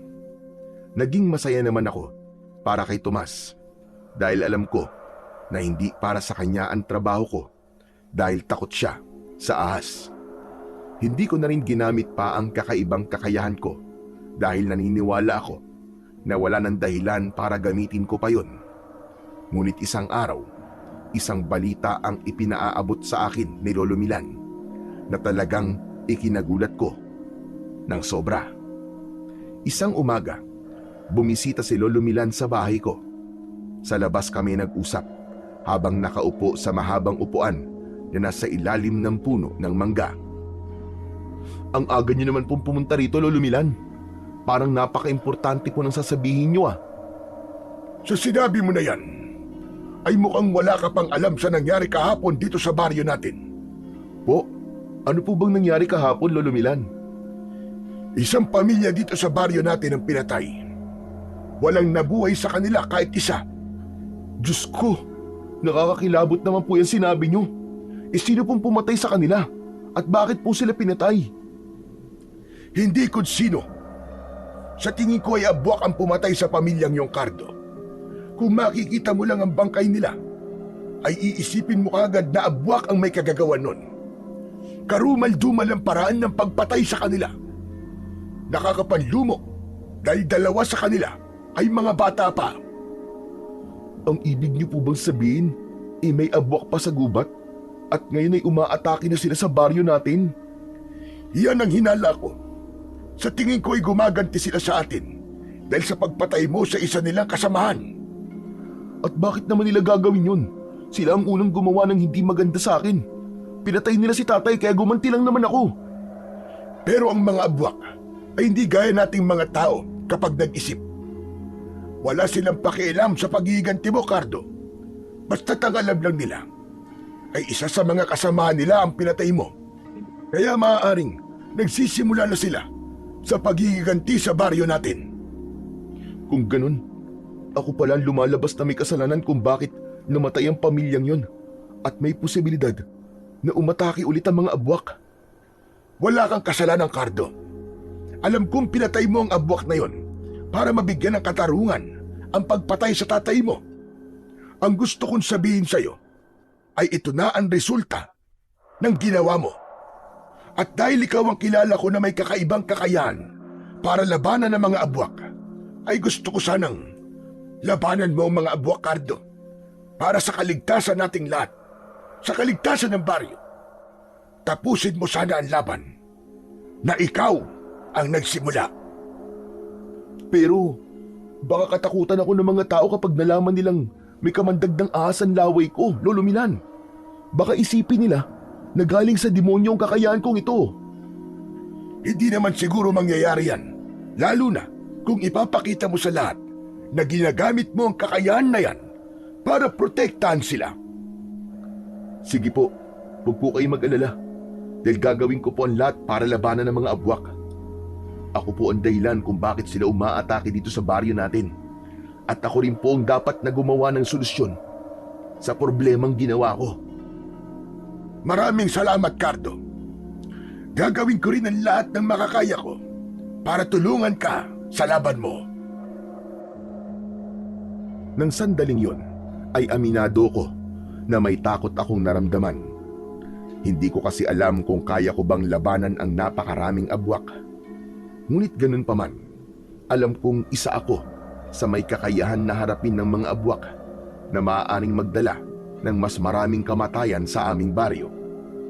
Inisip ko na lang na nagawa ko ng makapatay ng isang abwak at kayang-kaya ko ulit na gawin yon.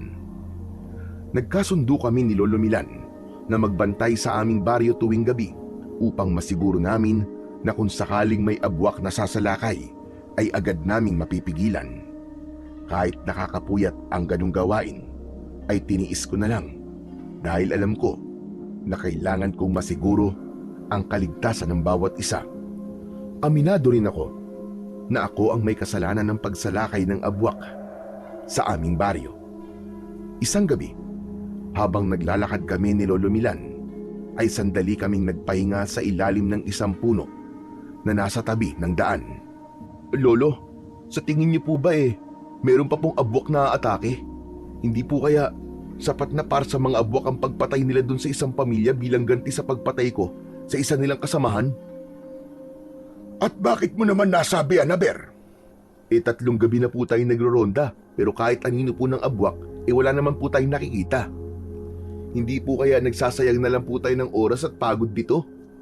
Sa totoo lang, apektado na po kasi ang panguhuli ko ng ahas Naaabala na po ang kabuhayan ko. Mas iisipin mo pa ang kabuhayan mo kaysa sa buhay ng mga tao. Hindi sa kinukonsensya kita ha. Pero alam mong ikaw ang dahilan kung bakit natin to ginagawa.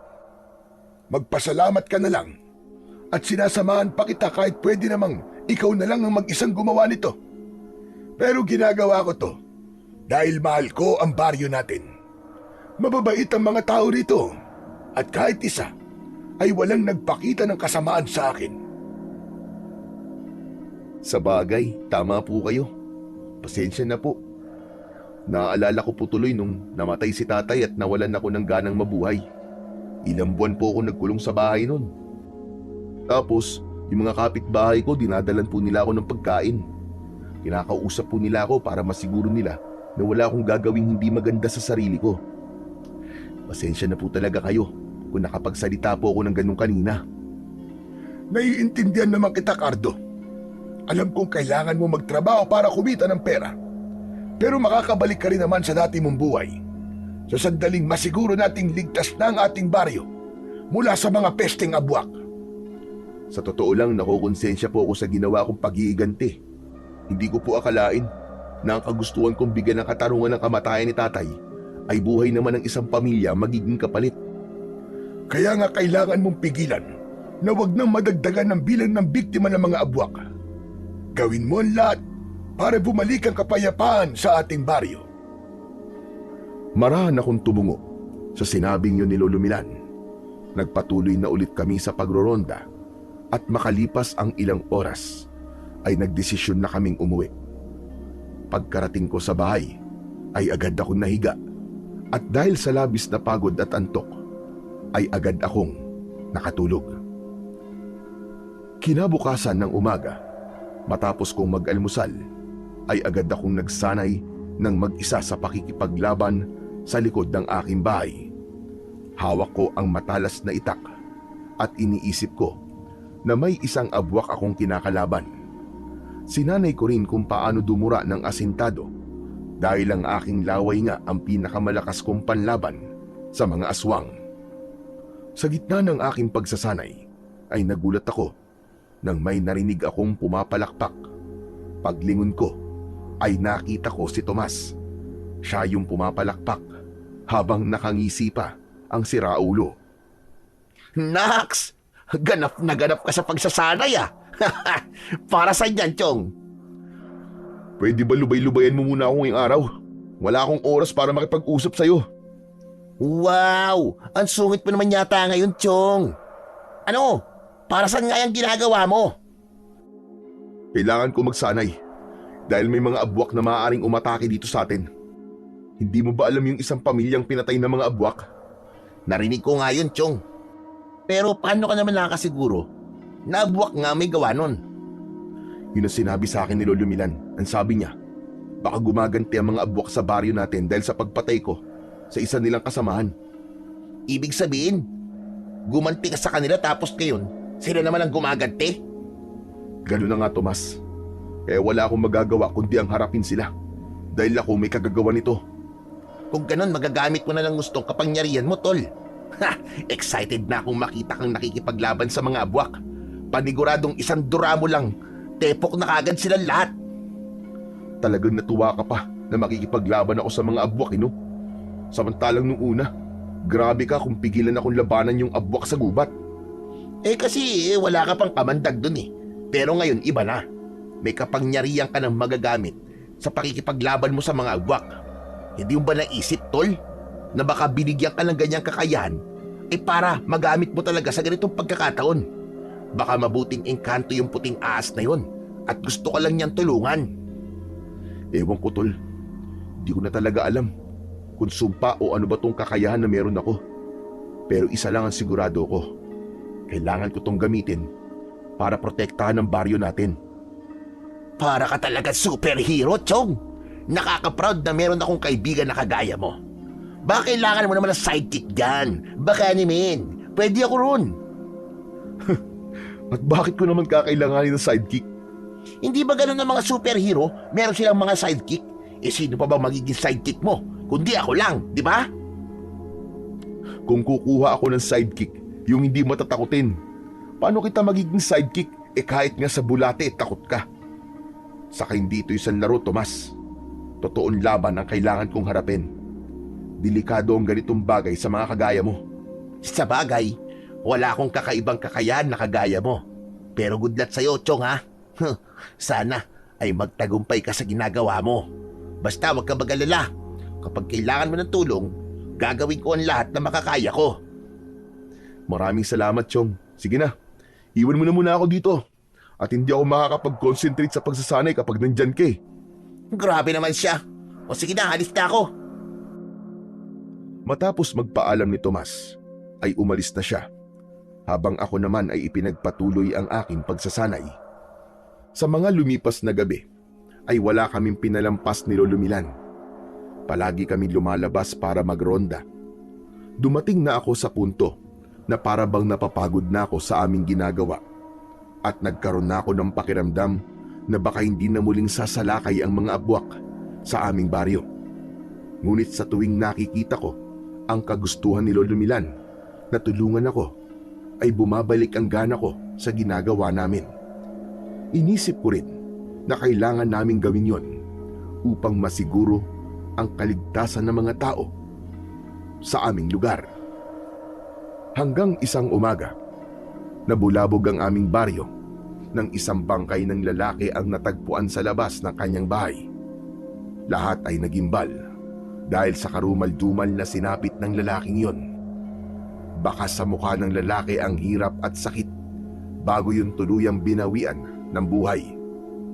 Pagkakita ko sa bangkay, ay nagmamadali akong nagtungo sa kubo ni Lolo Milan. Naabutan ko siyang nasa labas habang may hawak na isang tasa ng mainit na kape. Lolo, may biniktima na naman ng mga abwak kagabi. Si Mang Nestor, hanggang ngayon ay nasa labas pa rin ng bahay niya ang bangkay. Pero narinig ko na may mga pulis nang pupunta roon. Nakita ko na yung kanina. Nakakapanghina na isang buhay na naman ang kinuha ng mga abwak. Pero paano po yun nangyari? Nagronda naman po tayo kagabi ah. Bakit may napatay pa rin po ang mga abwak? Yan ang mahirap kapag wala tayong kaalaman sa pakikipaglaban sa mga aswang. Hindi natin alam kung paano sila umaatake at kung paano sila gumagalaw. Kasalanan ko po ito eh. Kung hindi ko na lang sana pinatay yung abwak na yun, hindi ito mangyayari sa baryo natin. Huwag mong sisihin ang sarili mo, Cardo. Wala ka na magagawa para baguhin pang nakaraan. Ang magagawa mo na lang ay itama ang iyong pagkakamali. Kaya nga tayo nagro-ronda gabi-gabi, hindi ba? Hindi po kaya kailangan na po natin ng dagdag na puwersa? Dalawa lang po tayo, Lolo eh. At parang imposible po talaga na malaman natin kung sino po ang inaatake ng mga abwak kung dalawa lang tayong kumikilos. Ops, ops, ops! Sabi ko naman kasi sa iyo eh. Gawin mo na akong sidekick, tol.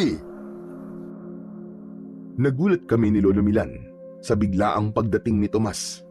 May dala siyang sibat na gawa sa kawayan. Nakasampay yon sa likod niya na parang isa siyang mandirigma na handang lumaban. Tol, kahit wag mo na akong gawing sidekick mo, isama mo na lang ako sa pagroronda niyo ni Lola Milan. Okay na sa akin yun.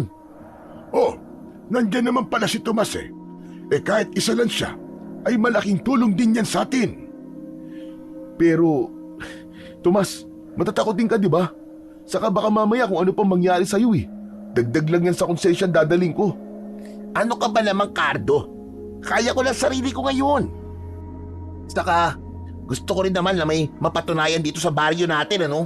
Ang tingin kasi ng mga tao rito sa akin duwag daw ako. Gusto ko na maalis yung Cardo. Kaya sana, hayaan mo naman akong tumulong sa inyo.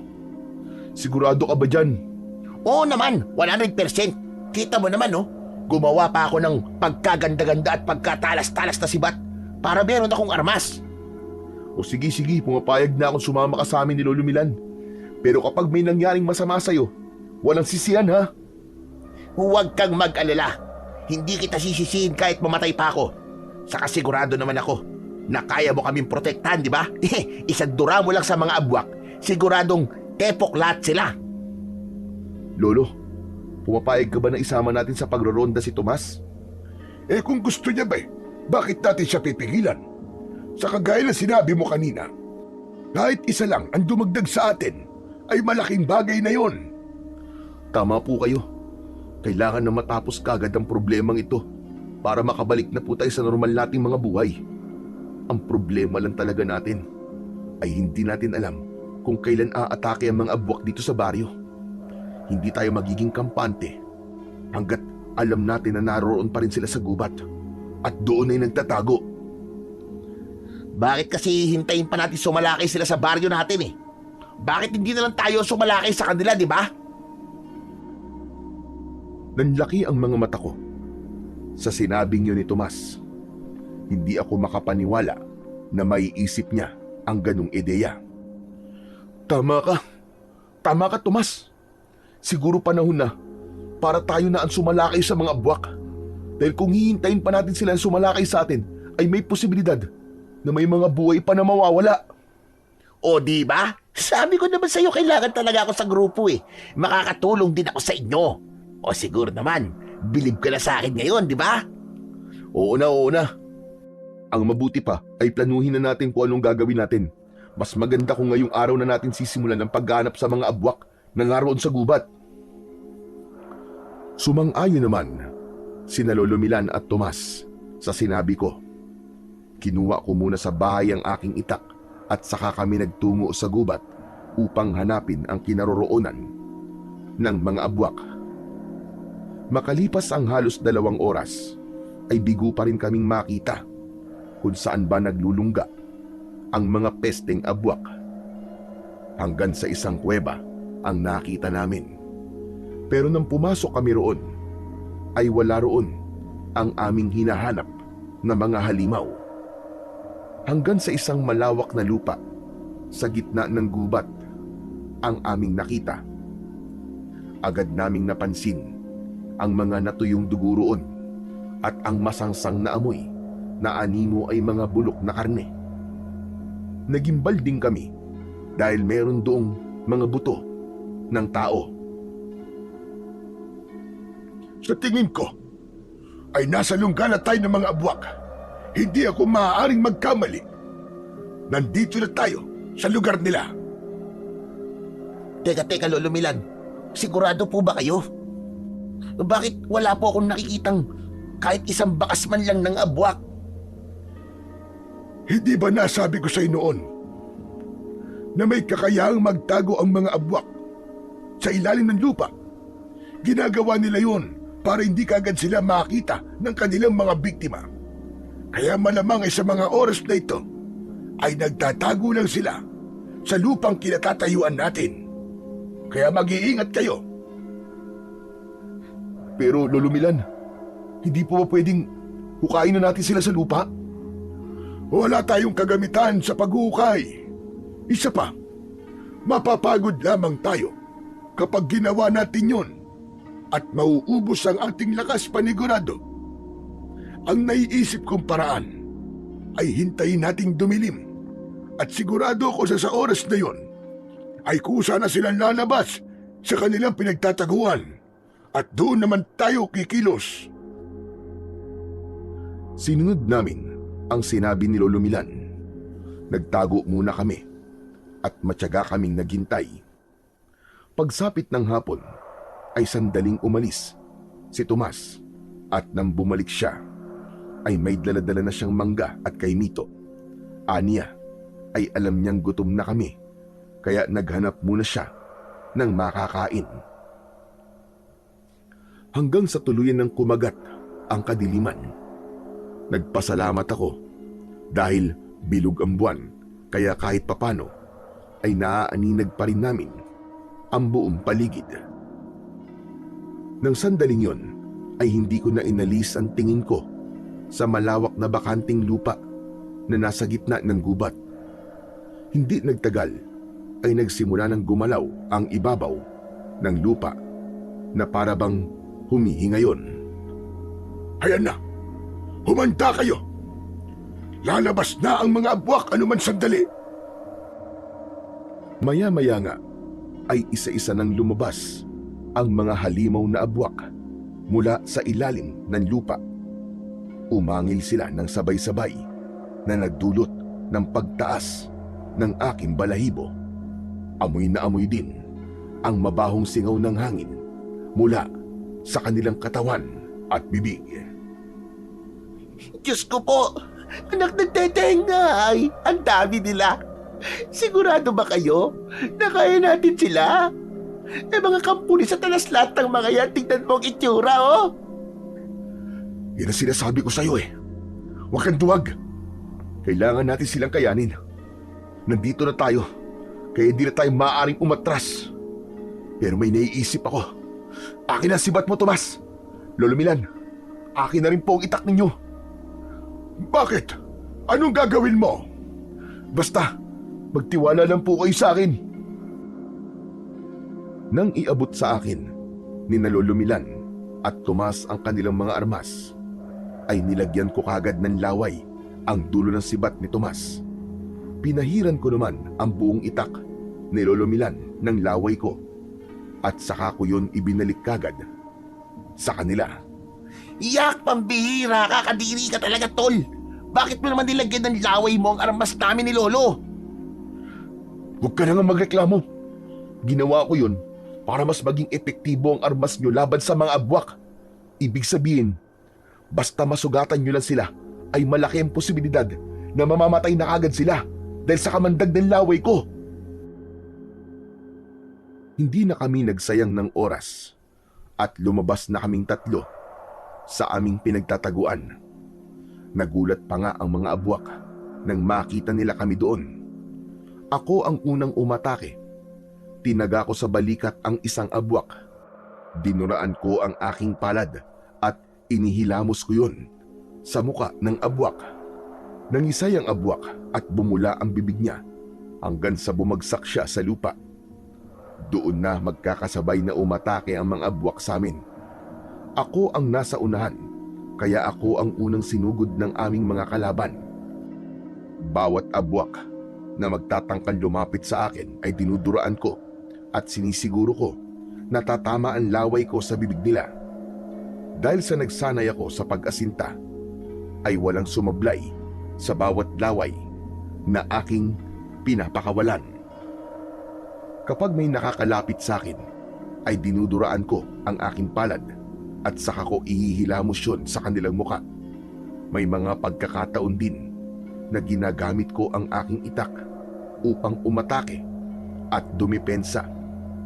Sa loob lang ng ilang minuto ay nagawa ko ng patayin ang lahat ng mga abwak na nakikita ko.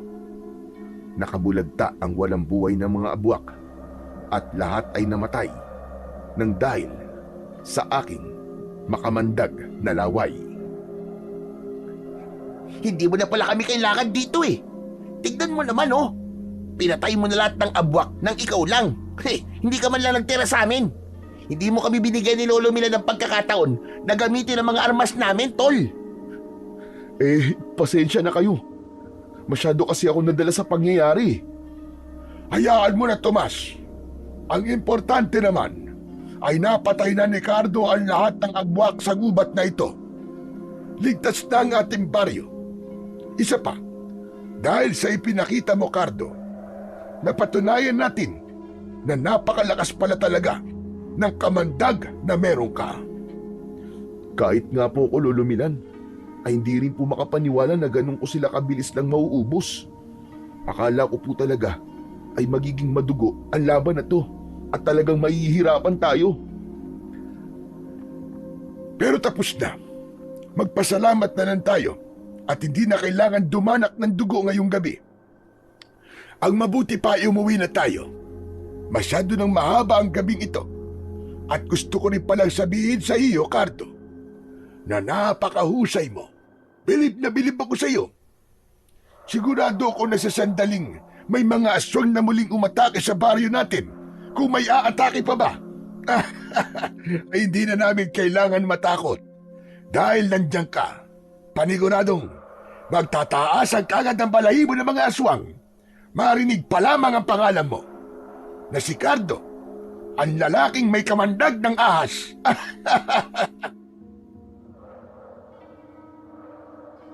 Nang dahil sa sinabing yon, ni Lolo Milan ay isang bagay ang aking napagtanto.